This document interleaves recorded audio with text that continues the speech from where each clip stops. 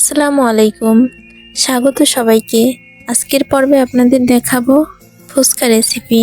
ফুচকা খেতে পছন্দ করে না এমন মানুষ খুব কমই আছে। তাই কোনো রকম ঝামেলা ছাড়াই খুব সহজে আজকে আপনাদের ফুচকা বানিয়ে দেখাবো। তো প্রথমে আমি কিছুটা ধনেপাতা, একটা পেঁয়াজ, দুটো কাঁচামরিচ, একটা টমেটো আর কিছু শসা নিয়েছি। এগুলোকে আমি ধুয়ে কেটে নিয়েছি। পরে ফুচকার টক বানানোর জন্য আমি খানিকটা পানি দিয়ে দিলাম। এর ভিতরে কেনা কিছু টক দিয়ে দিলাম। এটাকে ভালোভাবে নেড়েচেড়ে মিশিয়ে নিতে হবে। আমি বাজার থেকে রেডিমেড কেনা চটপটি মশলার 1 চামচের একটু কম দিয়ে টকের ভিতরে মিশিয়ে দিলাম। এটাকে ভালোভাবে নেড়েচেড়ে মিশিয়ে দিতে হবে।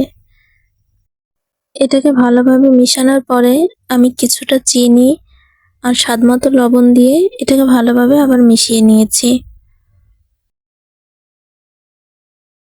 তারপরে কিছু ধনিয়া পাতা অ্যাড করে দিলাম। তারপরে কাঁচামরিচ কুচি দিয়ে দিলাম। এটা আপনারা চাইলে নাও দিতে পারেন। এবার ভালোভাবে মিশিয়ে রেখে দিয়েছি।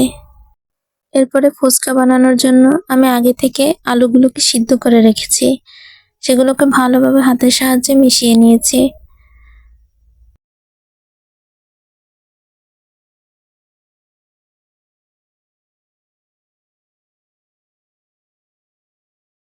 আমার ভালোভাবে মিশানো হয়ে গেছে। এর ভিতরে আমি কাঁচামরিচ কুচি দিয়ে দিলাম, ধনেপাতা কুচি, পেঁয়াজ কুচি, এগুলোকে ভালোভাবে মিশিয়ে নিব। তারপরে কিছুটা লবণ দিয়ে মিশিয়ে নিব। আমি বাজার থেকে ফুচকা কিনে এনে এগুলোকে ভেজে নিয়েছিলাম।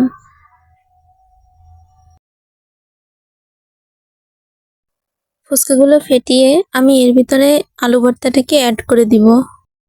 এভাবে আমি সবগুলো ফুচকার ভিতরে আলু ভর্তা অ্যাড করে দিয়েছি। এর উপরে কিছুটা চটপটি মশলা দিয়ে দিলাম। এর উপরে আগে থেকে কেটে রাখা টমেটো, শসা, ধনিয়া পাতা, কাঁচামরিচ উপর থেকে দিয়ে দিয়েছে। এভাবে আপনারা চাইলেও খুব সহজেই বাসায় তৈরি করতে পারবেন, কোনো ঝামেলা ছাড়াই। দেখুন আমি খুব সহজেই ফুচকাগুলো তৈরি করে নিয়েছি।